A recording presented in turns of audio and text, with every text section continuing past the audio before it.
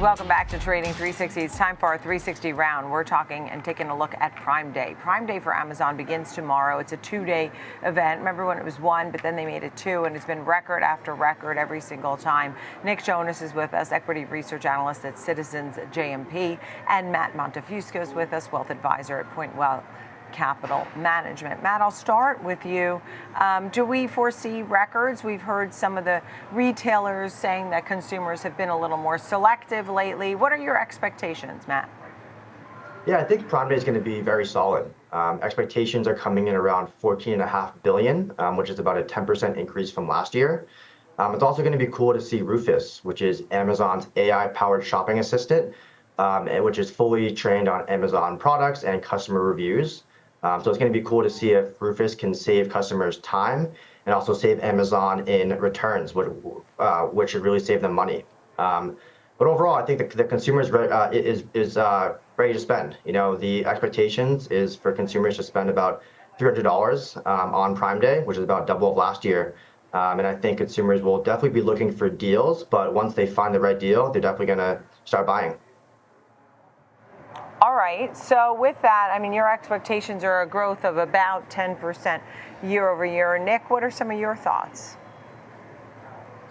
Yeah, we expect Amazon Prime Days to be successful again. I mean, it's effectively becoming a U.S. holiday. It's almost like Black Friday in the summer, with consumers increasingly kind of looking for trade downs or being a lot more discerning with how they're spending the discretionary income.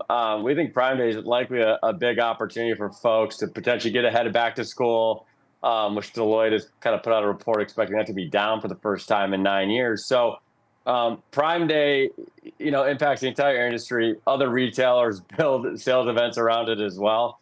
So we expect it to kind of continue to be this marquee day. Expect to be better this year than last year. And Amazon's really well positioned because they can benefit from consumers being a little more discerning because they can offer these steep discounts.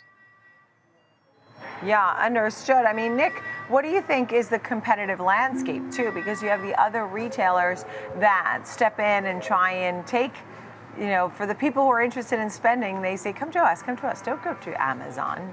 Nick? Yeah, there's folks like Temu out there who offer super steep discounted technology and other kind of household items. The competition will remain fierce for Amazon, but Amazon's edge has kind of always been super fast delivery.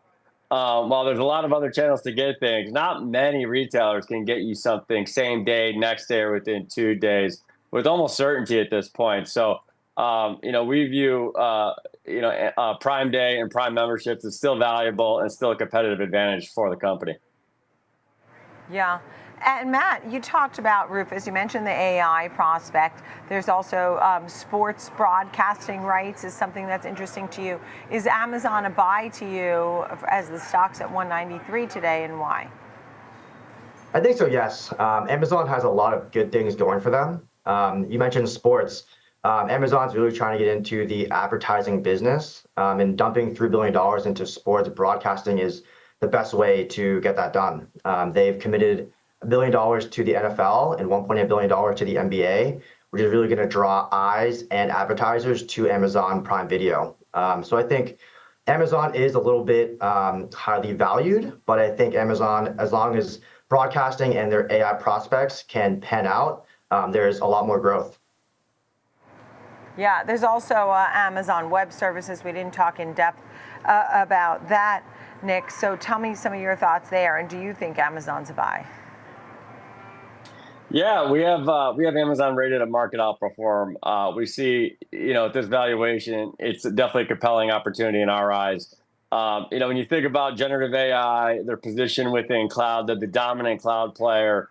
They're going to continue to be for years to come. To dominate in this space, you need talent, you need money, you need compute, and Amazon has all of those. They can also attach on additional revenue streams. We talked about a little bit about sports, but there's very few platforms who have Amazon's advertising capabilities where they can really do kind of upper funnel branding advertising and take it all the way down to the conversion and the sale of the product, as well as fulfilling the delivery of the product. So we think there's plenty of growth, whether it's in the retail segment, whether it's in AWS, its advertising business, and the way it's going to deploy generative AI within its own business and make it available to folks via AWS. So AWS will remain kind of a very compelling offering that Amazon has, as well as the rest of the business. So we really like it here. See plenty of growth from here.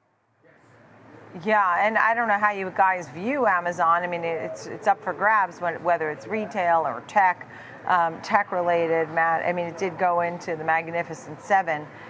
You know, how do you view tech overall, and how does Amazon compare?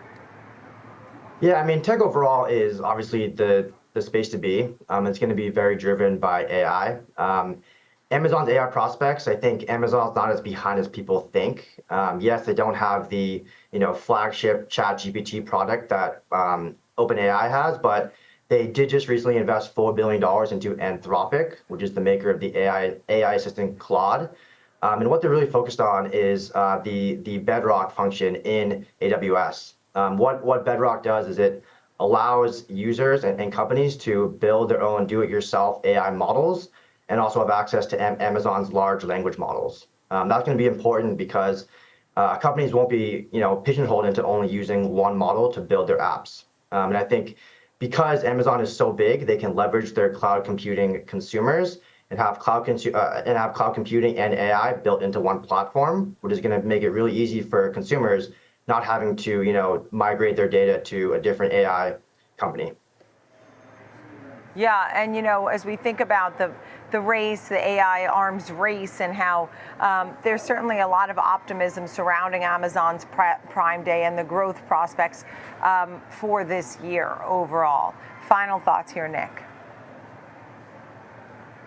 Yeah, look, Amazon's definitely well positioned as we think about the technology landscape, the various business it's in. I think what's important is how can you attach revenue streams to new technologies?